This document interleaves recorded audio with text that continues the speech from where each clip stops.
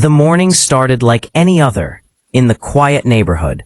Soft sunlight spilling across trimmed lawns, sprinklers humming, and distant birds scattered across telephone wires.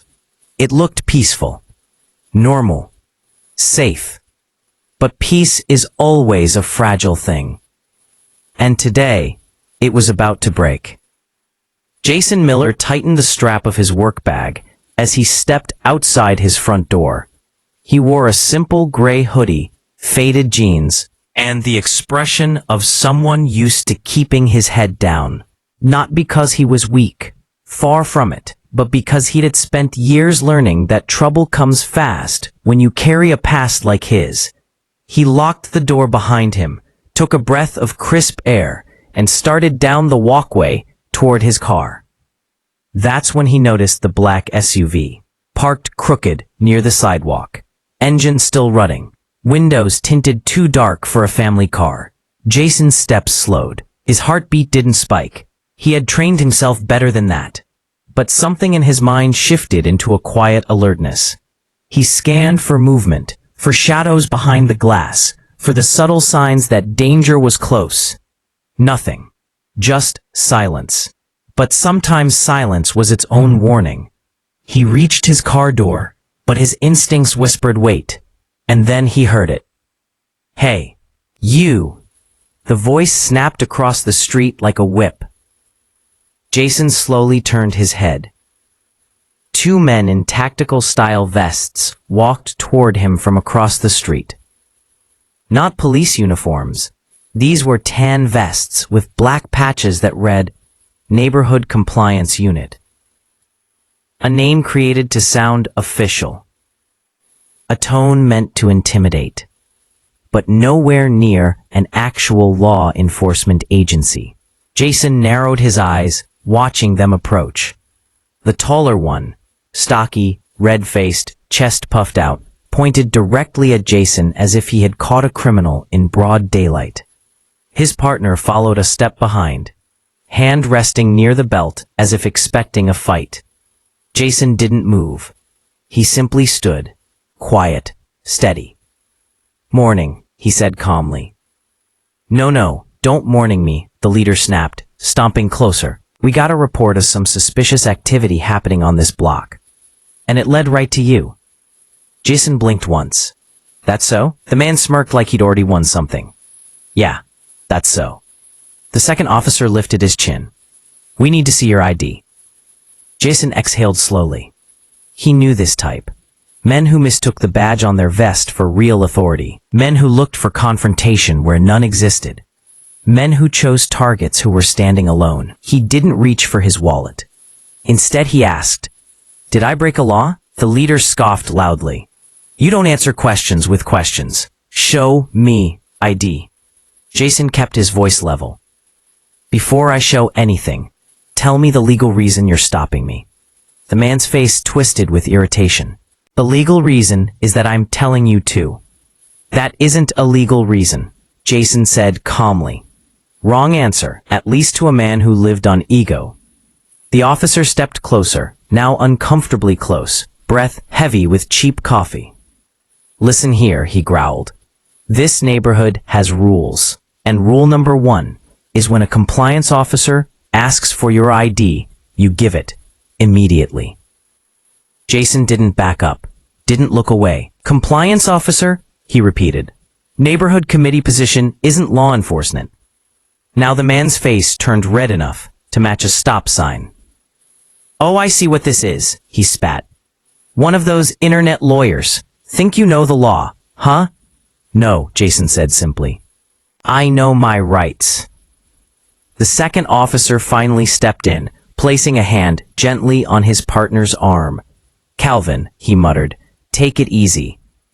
But Calvin, now appropriately named in Jason's mind, jerked away, eyes filled with the kind of rage that came from being challenged by someone who refused to be intimidated. "Take it easy?" Calvin barked. "He's refusing ID. That's non-compliance." Jason didn't respond. He didn't need to. His silence alone made Calvin feel powerless, which only made him angrier. The second officer tried again. "Let's just call it in." "No," Calvin snapped. "We're handling this right now."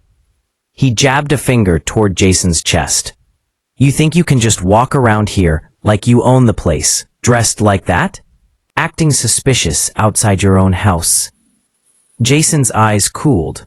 "So now existing is suspicious," Calvin sneered. "For people like you, yeah." There it was, the truth behind the uniform. Jason felt a small tremor of heat in his chest. Not anger. Anger was too loud. This was something quieter, heavier. The feeling of a man who had run out of patience for disrespect disguised as authority. He straightened slowly, shoulders squared, posture calm but undeniably strong. "Let me say this clearly," Jason said, voice low, steady. "If you don't have a legal reason to detain me, I'm leaving for work." He reached for his car door. Calvin shoved him, not hard enough to knock him down, but hard enough to say, "I own you." Lena, a neighbor walking her dog across the street, gasped audibly. A couple, sitting on their porch, looked up, frozen mid-sip. Doors cracked open. Curtains shifted. Phones lifted quietly. People were watching now. Calvin realized too late. Jason didn't stumble, didn't fall. He stood his ground, almost as if the push bounced off him. He lifted his head, eyes meeting Calvin's with a chilling steadiness. "Don't do that again," Jason said softly. The softness was what made it dangerous. Calvin stepped back, suddenly unsure. Jason unlocked his car calmly. "I'm going to work," he said. "Step aside." But Calvin felt the crowd. He felt his authority slipping, and men like him couldn't handle that. "No, you're not," Calvin snapped. "You're under investigation." "By who?" Jason asked. "By us," Calvin shouted. Jason tilted his head slightly. "You don't have the authority to open an investigation." Calvin grabbed his radio, voice cracking with fury. "That's it. I'm calling backup. He's resisting." People murmured. Someone started recording. Jason didn't flinch. "Resisting what?" he asked. Calvin's lips curled. "Resisting me." He pressed the radio button, but before he could speak into it, a new voice cut through the air. "Calvin, step away from him now." Everyone turned. A woman in a crisp blazer with an ID badge around her neck marched toward them, her face carved from stone. Behind her were two actual county officials. Calvin froze like someone had poured ice water down his back. Jason didn't move, hands still relaxed at his sides. The woman spoke with the unmistakable authority Calvin pretended to have. "This man is not under your jurisdiction," she said sharply, "and you had no right to approach him." Calvin stammered. But he was." She held up a hand. "Save it." Her eyes moved to Jason. "Sir," she said respectfully, "I apologize for their behavior. We've been receiving complaints about members of this unit abusing their roles. This situation confirms those concerns." Jason nodded once. Calvin's mouth hung open. The woman turned to the second officer. "You will return to headquarters. Immediately." Then she turned to Calvin. "And you are suspended pending investigation." The entire block went silent. Calvin's face drained of color. "This isn't over," he muttered at Jason. Jason simply opened his car door. "That's what I thought," he said quietly. And he got inside. The woman nodded to him with genuine respect before walking away. Jason started the engine. The day had only just begun, but the storm was only getting louder. Jason drove away from his neighborhood slower than usual, his mind replaying the confrontation over and over. The steady hum of the engine usually calmed him, but today the sound felt distant, like he was underwater. The woman in the blazer, whoever she was, had saved him from a situation that could have spiraled into something far worse. Calvin's face, twisted with rage and humiliation, lingered in Jason's memory like a warning. Men like him didn't forget being challenged. They didn't forget being embarrassed in front of an audience.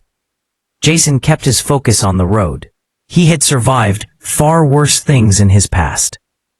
But he also knew trouble didn't just disappear because someone in authority stepped in. His phone buzzed. A message from an unknown number.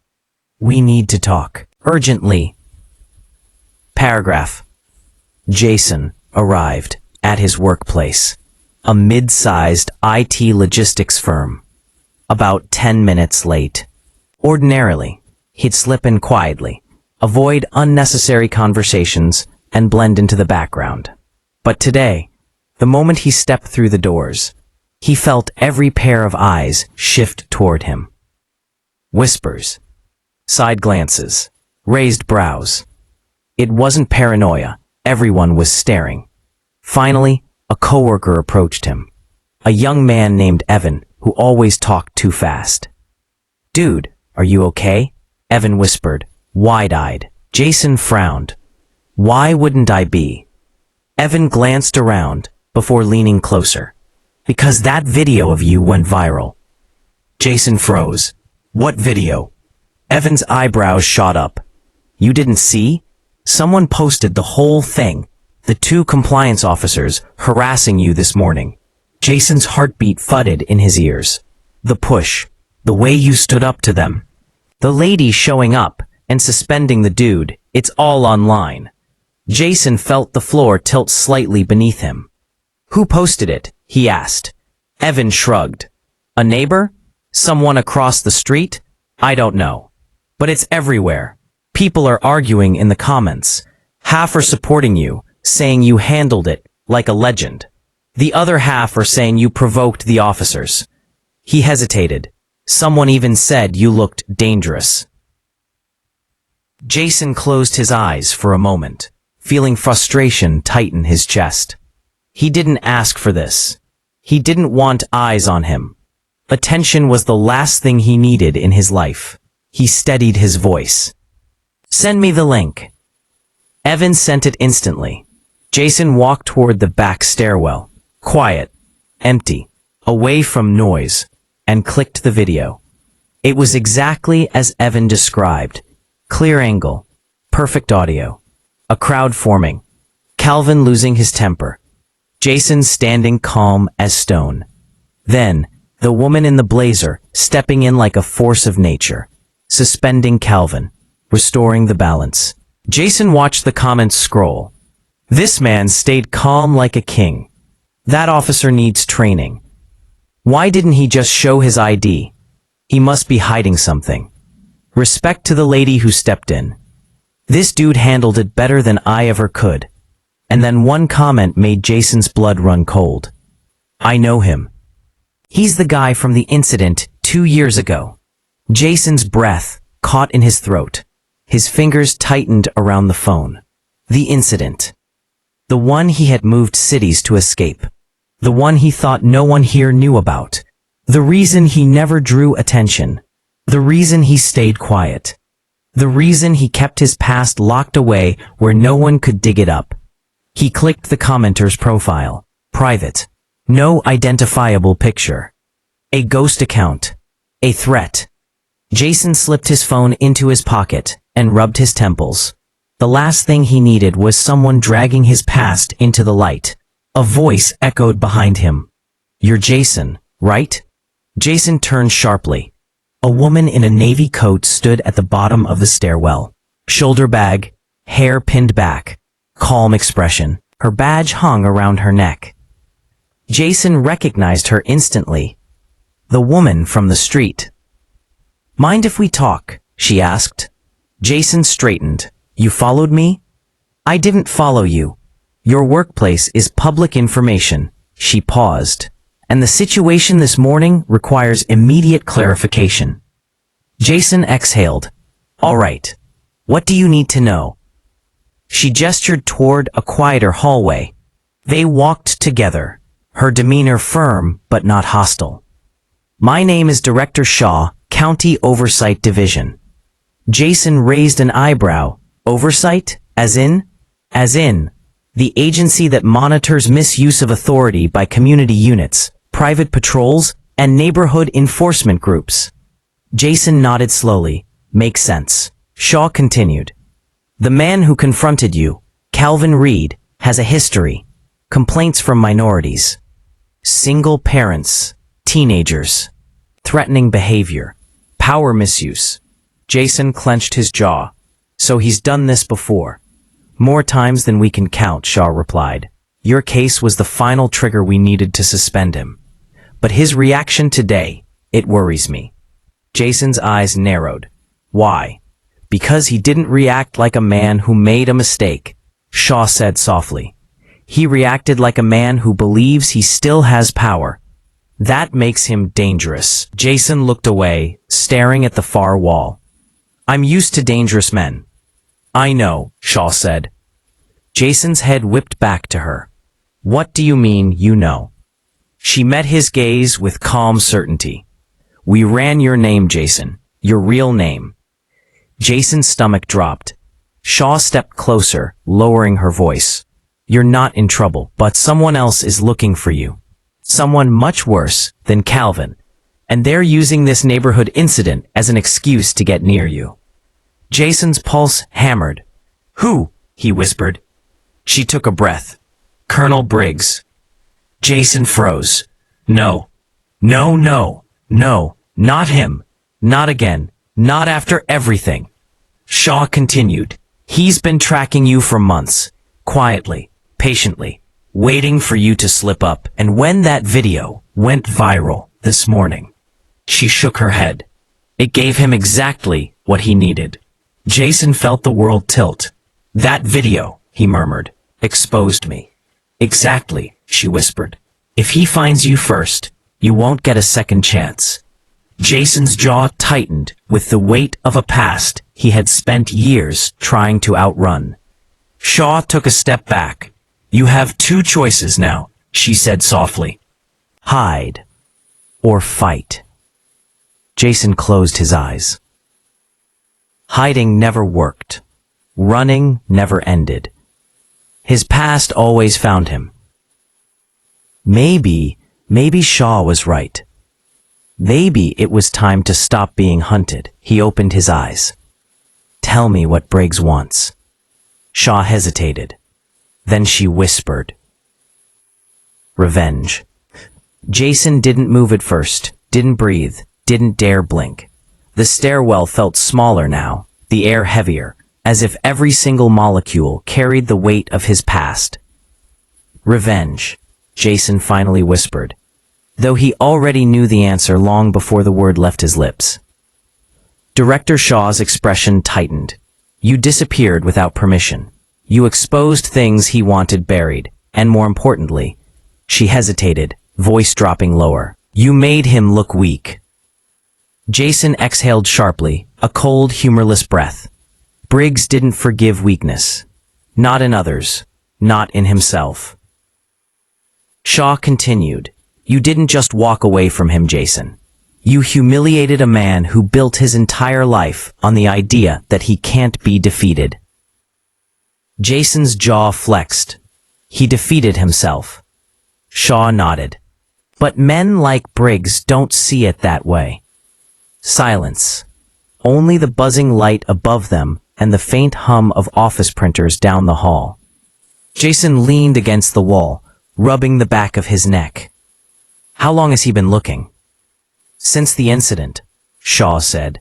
He's been using unofficial channels, old contacts, rogue units, anyone who owes him a favor. But he never had a clear visual of you. Until that video uploaded this morning. Jason winced. One moment, that shove, that insult, that humiliation recorded by a neighbor, and suddenly, his past had a GPS pin. He closed his eyes. Damn it. Shaw studied him. Look, I'm not here to scare you. I'm here to warn you. Because Briggs, he's not coming to talk. He's coming to finish something he thinks you stole. Jason's eyes opened slowly, fire behind them now. What does he think I stole? Shaw hesitated. Your freedom. Jason scoffed. But he thinks it was, Shaw said. And that is the problem. He looked away. Memories, dark ones, pulled at him like shadows, grabbing his ankles. The training facility. The mission gone wrong. The order he refused. The truth he revealed. The lives Briggs destroyed. And the price Jason paid for speaking up. Shaw stepped closer. You haven't asked the real question, she whispered. Jason looked up. She held his gaze. How close is he? Jason swallowed. Yeah, he murmured. How close? Her answer was almost silent. Closer than you think. A chill ran down Jason's spine. How do you know? He asked. Shaw reached into her coat pocket and pulled out a small printed photo, grainy, taken from a security camera. She handed it to him. Jason's stomach tightened when he saw it. A man standing near a gas station counter. Tall, muscular, broad shoulders, black tactical jacket.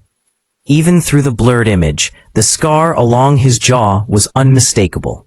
Briggs. Jason's fingers clenched around the photo. Where was this? He asked. Shaw's voice was gentle. 4 miles from your neighborhood. Jason looked at the photo again, then at Shaw. He had to think fast. How long until he finds this place? Shaw exhaled. He might already know you work here. Jason nodded slowly. Then I can't stay. Shaw placed a hand on his arm. You shouldn't go alone. Jason paused. Something unreadable lingered in her eyes. Concern, maybe fear, maybe something more complicated. He stepped back gently. No, I can't drag anyone else into this. You're already dragging people into it, she said quietly. Your neighbor filmed that video because she saw injustice. The woman on the sidewalk called 911 because she feared things would escalate. I stepped in because men like Calvin shouldn't abuse authority. Jason shook his head. This is different. Briggs isn't just abusive. He's lethal. I know, she said. Jason froze. What? Shaw looked down for a moment before answering. Because he came after one of my agents last year. Someone who backed out of a covert operation Briggs pushed too far. What happened to your agent? Shaw's jaw tensed. He didn't survive. A cold wave rolled through Jason's chest. Shaw continued, her voice softer. Briggs isn't a man, he's a storm, and once he chooses a target, he doesn't stop until the ground is clean. Jason inhaled deeply. Then I don't have time. He walked past her toward the stairwell door. But she grabbed his wrist, firm but not forceful. Jason, she whispered urgently, if you walk out of here blind, you're dead. Jason turned, eyes darker than before. I'm not blind. Shaw shook her head. You're angry, and anger isn't strategy. Jason took a slow breath, then give me a strategy. Shaw hesitated, then nodded. There's someone who can help you, she said. Who? A man named Carter Reeves, ex-intelligence, Briggs' former right-hand soldier. Jason raised an eyebrow. A traitor? No, she said quietly. A survivor. Shaw pulled out a folded slip of paper, scribbled with an address. He lives off the grid. No phone, no IDs, no digital trail. But if anyone knows Briggs' movements, tactics, weaknesses, it's him. Jason took the paper. Where is this? Shaw looked directly into his eyes. About an hour north. A rundown cabin near the cliffs. But Jason. Her voice softened, almost pleading. Be careful with him. Carter doesn't trust anyone. He's just as dangerous as Briggs. Only quieter. Jason nodded. That's fine. I'm not looking for safe people. Shaw exhaled. One more thing, she said. If you go up those cliffs, make sure no one follows you. Jason nodded once, understanding the weight of it. Thank you, he said quietly. Shaw stepped back, allowing him through. Jason? He paused at the door. "Be ready for that, too." He didn't respond. He pushed the door open and walked into the hallway, his footsteps echoing like thunder rolling in early. Outside, the sky dimmed behind gathering clouds. Wind brushed across the parking lot as Jason stepped toward his car. But before he reached it, tinted windows, same model Briggs preferred. Jason stopped, watched, waited. The sedan paused, just for a second too long, then drove on. Jason clenched his jaw. Time was running out. He got into his car, started the engine, and pulled away from the lot. Shaw's words echoed behind him, like a whisper he couldn't shake. "If you go up those cliffs, make sure no one follows you." Jason checked the rearview mirror. Reflection stared back, calm, controlled, but with something burning behind his eyes now. Not fear. Resolve. Briggs wanted revenge. Fine. He'd get something else instead. A reckoning. The highway stretched ahead like a long, cracked ribbon, disappearing into low hills and a sky bruised with clouds. Jason's car hummed steadily along the fading asphalt, the city shrinking in the rearview mirror, the world getting quieter with every passing mile. Out here, the noise of traffic dissolved into open space. Houses gave way to dry fields. Billboards turned into trees. The further he got from town, the more he could feel his heartbeat match the rhythm of the road. He checked the rearview mirror again. Empty. No black sedan. No tinted SUVs. No phantom cars lingering too long in his lane. For now, Jason's fingers tightened on the steering wheel. Shaw's warning sat in his chest like a stone. Briggs. 4 miles from his neighborhood. Watching, waiting, closing in. But Jason wasn't driving away just to run. He was driving toward something. The address on the worn slip of paper rested on the passenger seat. An old ink smear blurred part of the number, but Jason had already memorized it. A cabin, near the cliffs, an hour north. Carter Reeves. Jason rolled the name over in his mind, trying to match it to the vague memories he had of classified files and whispered conversations. He remembered reading about Briggs' inner circle, silent operators who followed orders without blinking, men considered too loyal to break. Yet this one broke away, or escaped. Jason lowered the window a little. Cold air rushed in, carrying the scent of pine and distant rain. The sky darkened as clouds thickened, gathering weight like unspoken secrets. A faded wooden sign appeared ahead on the right, half hidden by tall grass. Cliffside Point, 2 miles. No services beyond this point. Jason turned off onto the narrow road, tires crunching over gravel and dirt. Trees rose on either side, stitched together with tangled branches.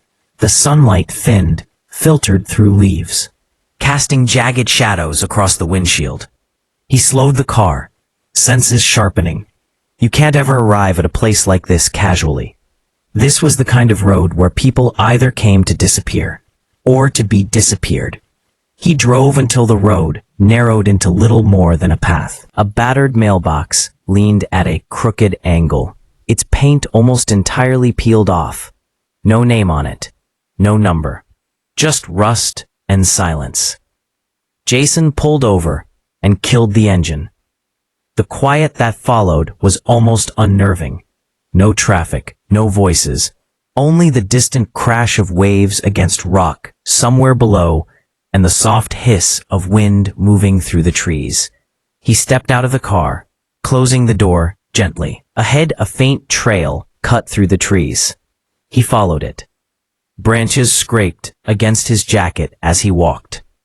The earth sloped upward, then leveled, then dipped toward the faint sound of the ocean.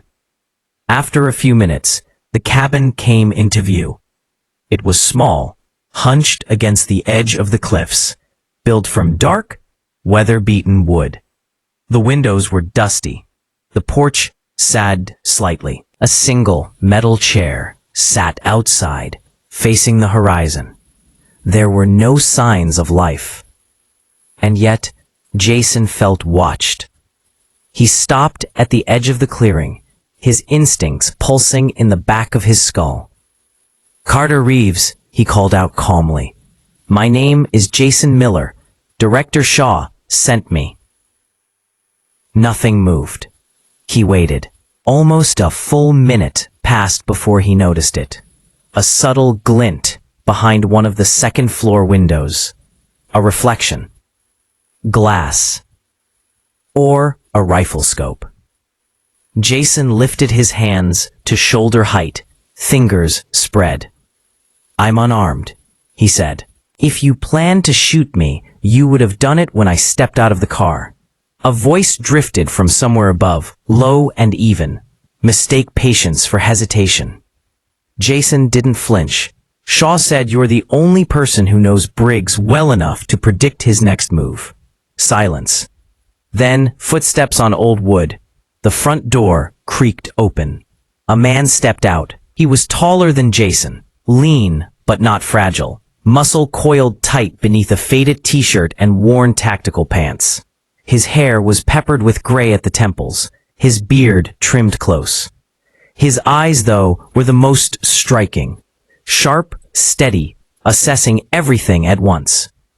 Scars traced pale lines along his forearms and one along his neck. Not fresh. Old. Memories carved into skin. He leaned against the doorframe, arms crossed. "Shaw still likes sending people into storms with half an umbrella," he said. Jason raised an eyebrow. "You're Carter." "And you're late," Carter replied. Jason glanced at the sky. "Didn't realize we had an appointment." Carter's mouth twitched. Not quite a smile, but not entirely cold either. "What do you want?" he asked. Jason took a breath. "Briggs is coming for me. I need to know how to stop him." Carter studied him for a long moment. "You think he's your problem alone?" he asked. "Briggs isn't hunting one man. He's hunting everyone who reminds him he can bleed." "He thinks I betrayed him," Jason said quietly. "Did you?" Carter asked. Jason met his eyes.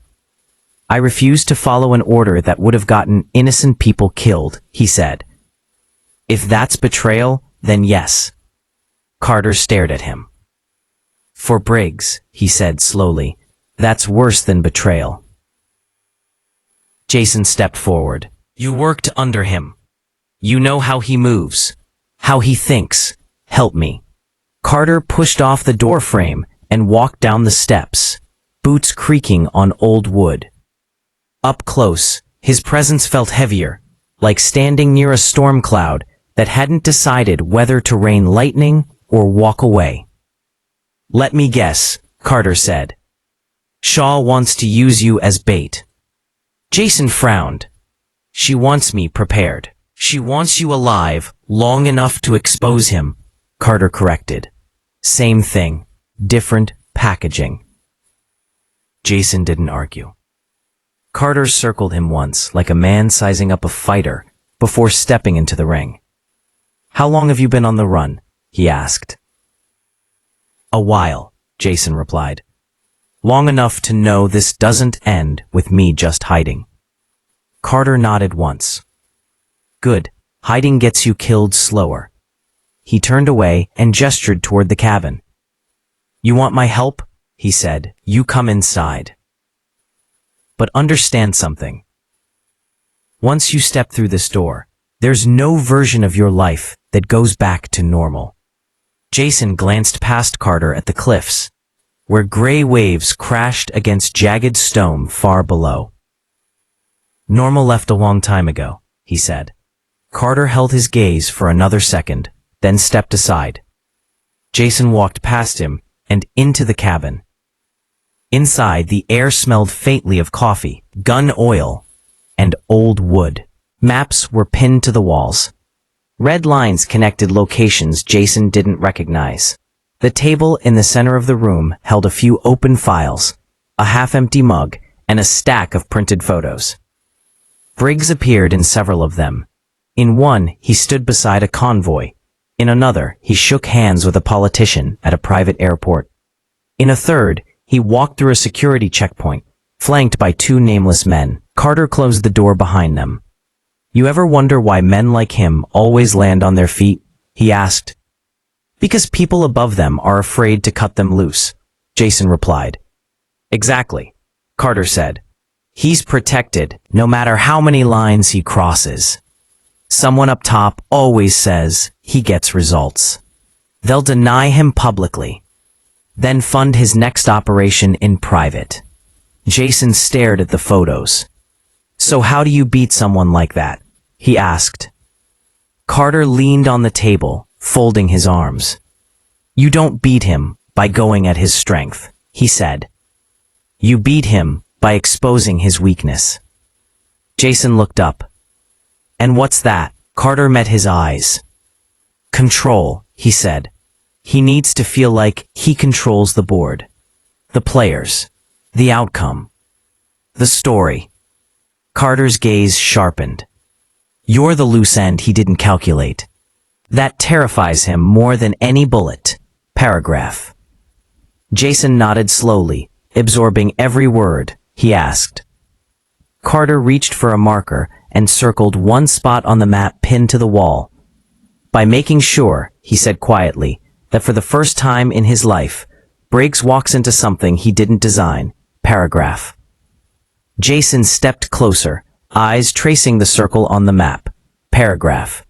"What's there?" he asked. Paragraph. Carter looked at him, a hard light in his eyes.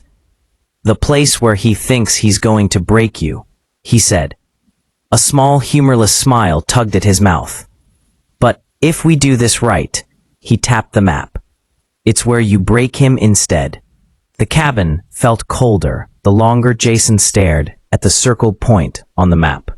Not because of the draft slipping through the cracks of the wood, but because of what Carter had just said. "The place where he thinks he's going to break you." Jason swallowed, his jaw tightening. "And you think he'll come there?" Carter didn't hesitate. "He won't just come. He's counting on you going there. He'll set up early, put men in the trees, on the ridge, backup routes, snipers if he can get them. He'll choke off every exit before you even see him." Jason exhaled slowly. "Then why the hell would we walk into that?" Carter tapped the circle again. "Because Briggs only loses when he's the one reacting, not leading." Jason studied Carter's face. Beneath the calm tone, there was a cold fire there. A fire built from surviving things most people wouldn't endure. "You've fought him before," Jason said quietly. Carter nodded once. "Twice. The first time I followed his lead. The second time I didn't, and I barely got out." Jason leaned against the edge of the table. "So what's the plan?" Carter walked to a metal locker in the corner, its door covered in dents. He opened it and pulled out a weathered duffel bag, heavier than it looked. He dropped it on the table with a dull thud. "First," Carter said, "we prepare you." Jason raised an eyebrow. "Prepare me for what?" Carter's eyes locked onto his. "For Briggs." Jason's breath stilled. Carter unzipped the bag. Inside were tools. Not weapons, but gear Jason recognized immediately. Ropes, compact grapples, thermal sheets, motion sensors, a simple radio jammer, and a slim tactical knife sharpened to a terrifying edge. Jason looked up. "You think it's going to come to that?" Carter's face hardened. "With Briggs, it always comes to that." Jason didn't argue. He knew. He'd lived that truth once.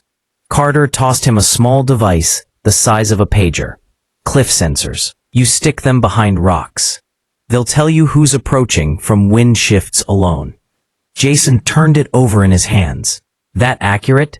"I used them when I left his unit," Carter said. "If I hadn't, I wouldn't be standing in front of you." Jason tucked the device into his pocket. Carter set down a folded map. We're not going in through the marked trail. It's too obvious. Briggs will plug every hole on that route. Jason nodded. So we go around. Carter pointed to a narrow path drawn in pencil.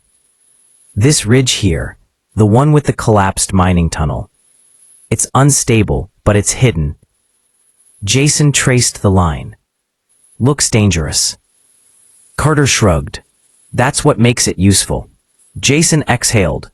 You really don't like easy paths, do you? Carter gave him a faint smirk. Easy paths get you killed.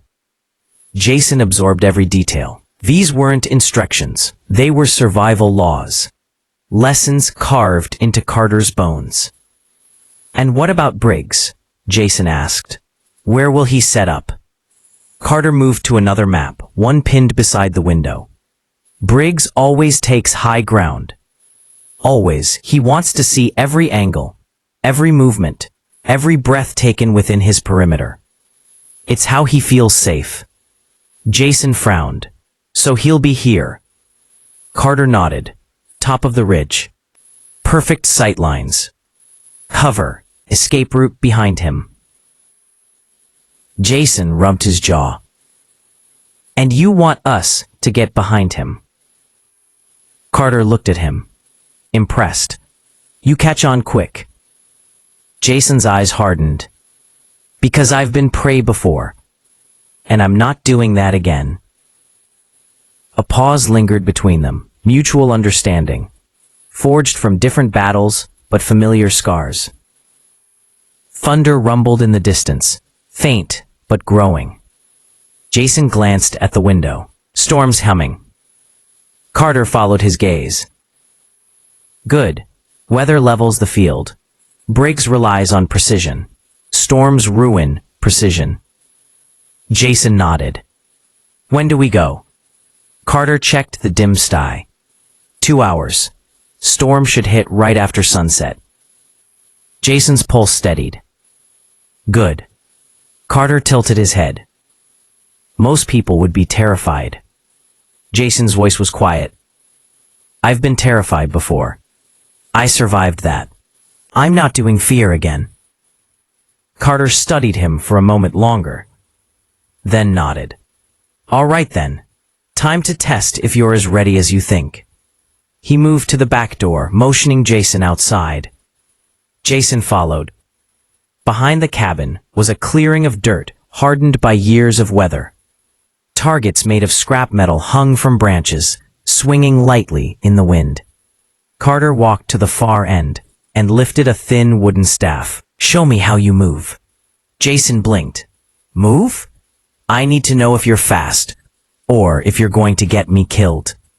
Jason cracked his neck, stepping forward. He grabbed a staff from the ground, feeling its weight. Carter attacked first. No warning, no count, no mercy. Jason barely lifted the staff in time to block the first strike, a downward arc that rattled his bones. Carter's movements were clean, precise, disciplined, years of training embedded in muscle memory. His strikes came fast. Left swing, shoulder feint, low sweep. Jason dodged, blocked, rolled back, and kicked up dirt as Carter advanced. You're holding back, Carter said, breaking through Jason's defense like it was paper. I'm assessing you, Jason grunted. Carter swung again. Jason ducked, spun, and countered, striking Carter's ribs. Carter grunted, but didn't break stance. Better, he said, again. They clashed in the clearing, staffs cracking together like bone on stone. Jason felt old instincts awakening, instincts he'd buried to live a quiet life. He didn't want to be this man anymore. But sometimes survival demands the things you hate. Carter swung hard. Jason dodged and thrust forward, catching Carter's shoulder. Carter stepped back, breath steady. A flicker of approval in his eyes. You fight clean, he said. Efficient. Dangerous. Jason wiped sweat from his brow. Is that enough? Carter stared at him. For most men, yes. His voice darkened. For Briggs, no. Jason's chest tightened. So what else do I need? Carter stepped closer. You need to stop fighting like someone trying to live. His voice dropped. And start fighting like someone with nothing left to lose. Jason froze. Carter continued, his face unreadable. Briggs isn't coming to arrest you. He's coming to erase you. There's a difference. And if you walk into that ridge still holding on to the idea of who you used to be, he shook his head. He'll break you in seconds. Jason's jaw clenched. I know who I used to be, he said quietly, and I know who I have to be now. Carter nodded once. Good, because once we head out, he glanced at the darkening sky. There's no going back. Jason lowered the staff. Then we go. Carter grabbed a backpack and tossed one to Jason. Load up. We move in 30 minutes. Jason caught the pack, slinging it over his shoulder. As they walked back to the cabin, thunder rolled again, closer now. The storm was coming. And Jason felt the shift deep inside him. Not fear, not panic. Something sharper. Resolve. The kind of resolve that turns hunted men into storms of their own. Tonight wasn't just about survival. Tonight was the night Jason stopped running. Tonight was the night he faced the man who wanted him erased. And tonight, Jason would rewrite the ending Briggs thought he owned. The sky had darkened into a heavy bruise by the time Jason and Carter left the cabin behind. The storm clouds swelled low, dragging shadows across the ridge like a warning. The air smelled of wet earth and electricity, nature's signal that something was about to break. Jason tightened the straps on his pack as they moved into the woods. Branches cracked under their boots, and every sound carried deeper than it should have. Carter walked ahead, steps confident, controlled, like he'd memorized every tree and every stone long before they arrived. Jason followed close behind, eyes scanning the tree line, senses sharpening with every step. You feel that? Carter asked without turning. Jason adjusted his pack. The storm? No. Carter's voice dropped. The quiet. Jason listened. There were no birds, no rustling leaves, no distant animals. Just a thick, pressing stillness that clung to the air. That's how you know Briggs is already here, Carter said. Jason's pulse thudded once, heavy. He's early. He's always early, and he'll be watching this ridge the moment visibility drops. Jason stepped closer. How close are we? Carter pointed ahead. Through the trees, a faint rise of rock jutted from the earth. Sharp, jagged, and split down the middle from old mining days. The ridge, Carter said. His hunting ground. Jason stared at the broken stone. The wind funneled through it with a low, eerie whistle. Carter motioned for him to stoop. Keep low now. We don't silhouette ourselves on the skyline. Jason crouched, following him up a slanted path that wrapped around the ridge. The storm clouds darkened further, swallowing the last rays of daylight. A roll of thunder shook loose dust from the rock. Carter paused under an overhang, eyes scanning the terrain. He'll place men in 3 positions. High left for overwatch, low right for ambush, center ridge for him. Jason studied the layout. And you want us to approach from below? Carter nodded. He won't expect it. Too risky, too unstable. Only someone desperate or trained would use that route. Jason understood. And he thinks I'm desperate. Exactly, Carter said. Which makes him careless. Jason's jaw tightened. I'll use that. Carter pulled out a small black device and toggled a switch. It crackled softly. Radio jammer is on, he whispered.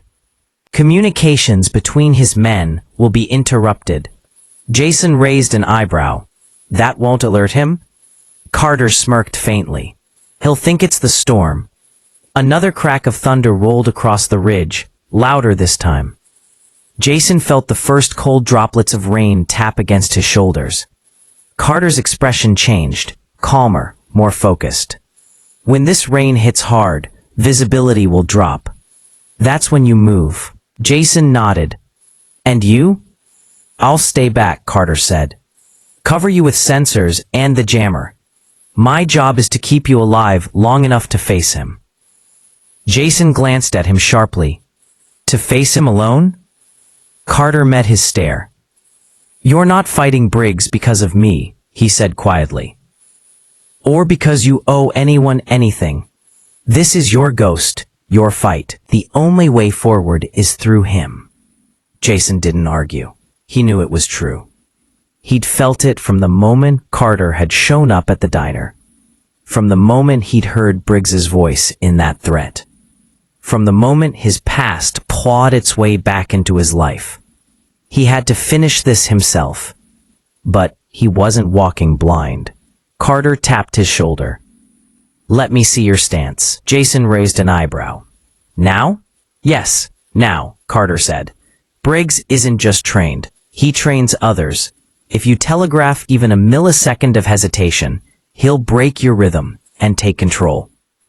Jason took a breath and planted his feet firmly, pivoting into a balanced stance. Carter stepped in, adjusting Jason's elbow. You're leaning too much on your left. That'll leave you open to a sweep. Jason shifted. Better, Carter murmured. Now watch your breathing. Keep it low, controlled. Jason exhaled slowly. The wind picked up, carrying the cold sting of rain. Carter straightened. All right. When you reach the ridge, do not engage his men. Avoid them. Briggs will stay behind them. He always lets others take the first hit. Jason tightened his jaw. So I go for him directly. Exactly. Another blast of thunder crashed overhead, this one sharp enough to startle birds from distant trees. And then, the sky opened. Rain fell in heavy sheets, drenching Jason's clothes instantly. The ridge turned slick and glistening. Carter's voice cut through the downpour. This is it. Move slow, stay low. No sudden silhouette. Watch for reflection off scopes. They'll flash even in rain. Jason nodded once. Carter placed a hand on his shoulder. If anything goes wrong, signal twice on the radio. I'll pull you out. Jason looked him dead in the eye. Nothing is going wrong. Carter's mouth twitched, a small, proud smirk. Go. Jason turned toward the ridge, stepping out into the storm. Rain hammered against his face and clothes. Mud gripped his boots. The wind tried pushing him sideways. He moved with patience, controlled, silent steps. Every second was deliberate. Every breath measured. Every sound filtered. He reached the lower edge of the ridge, crouching beneath a fallen tree. He scanned upward. Lightning flashed. In that moment, brief but bright, Jason spotted them. A silhouette on the left ridge, adjusting something metallic. Overwatch. Jason ducked back into darkness. He waited, counted the seconds. Then he moved again. The rain grew heavier, splashing against the rocks loud enough to mask footsteps. Jason slid between boulders, using shadows and storm to cloak himself. Again, lightning flashed, and Jason caught another figure near the right base of the ridge, partially shielded by a tarp. Ambush position. Jason's pulse stayed steady. He moved around them like a shadow slipping through cracks. When he reached the center of the ridge, a narrow ledge formed from old mining collapse opened before him. A dangerous sliver of rock, slick with rain. Jason prepared to cross. Then he froze. A voice drifted through the storm. Calm. Jason looked up. A figure stood at the very top of the ridge. Rain dripping off a hood. hands behind his back. Posture relaxed, eyes gleaming through the downpour like a predator, pleased with the sight of prey. Briggs. Jason felt his breath steady, not weaken. He was ready. Briggs tilted his head. You made it farther than I expected. Jason stepped forward, slow and deliberate, boots crunching gravel beneath the rain. Good, Jason called back, voice cutting through the storm. I'd hate to disappoint you. Briggs chuckled, a low, cruel sound swallowed by thunder. You came here to fight, Briggs said, but you don't even know the rules of the game. Jason narrowed his eyes. I'm not here to play your game, he said. I'm here to end it. Briggs smiled in the rain, dark, amused, dangerous. Then come closer, he said softly, and let's see if you've learned anything. The wind howled across the ridge as Jason climbed, rain pelting his skin like needles. Every step was a battle against the storm, the slope, and the weight of everything Briggs had taken from him over the years. But Jason didn't slow. Not now. Not here. Not when everything had led him to this moment. Briggs stood motionless at the top, rainwater dripping from his hood. Lightning flashed behind him, turning his silhouette into something monstrous, a shadow that had lived too long, taken too much, and hurt too many. When Jason finally reached level ground, he straightened slowly, meeting Briggs' cold stare head-on. For a long moment, neither man moved. Only the storm breathed between them. Briggs spoke first, his voice calm despite the chaos around them. You look stronger than before, he said, more disciplined, more dangerous. Jason kept his shoulders square. You taught me enough to survive, not enough to fear you. Briggs chuckled. Rain sprang from his breath. I didn't come here to kill you, Jason. I came here to remind you of your place. Jason's jaw clenched, but his voice stayed steady. Funny. I came here to remind you of yours.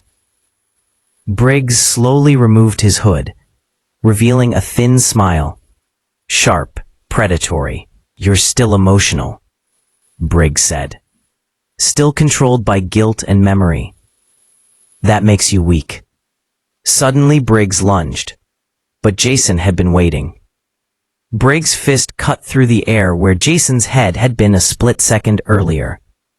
Jason pivoted, driving his shoulder into Briggs' ribs. The impact cracked like wood splitting under pressure. Briggs staggered back, but didn't fall.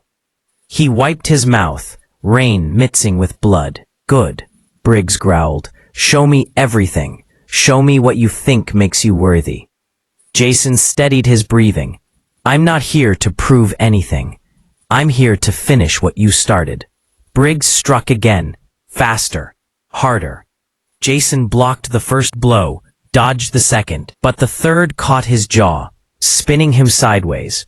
Pain flashed white across his vision. He steadied himself, feet planted firm on the slick stone. Briggs circled him like a wolf. You can't win. You hesitate. You care. That's your flaw. Jason wiped rain from his eyes. No. That's my difference. Briggs attacked again, brutal and precise. This time, Jason met him head-on. They clashed with a force that echoed across the ridge. Two ghosts from the same past, shaped by the same violence, now ripping free from it in opposite directions. Jason drove his elbow into Briggs' throat, forcing him back. Briggs retaliated with a sharp knee to Jason's ribs. Both men gasped for breath, soaked and bruised, but neither gave an inch. Lightning cracked above them. The storm raged harder. Briggs charged. Jason stepped aside, hooking Briggs' arm and twisting it behind his back. Briggs snarled, spinning free and slamming his shoulder into Jason's chest. Jason stumbled. Briggs moved in for the kill. But then, a sharp metallic click echoed through the storm. Briggs froze.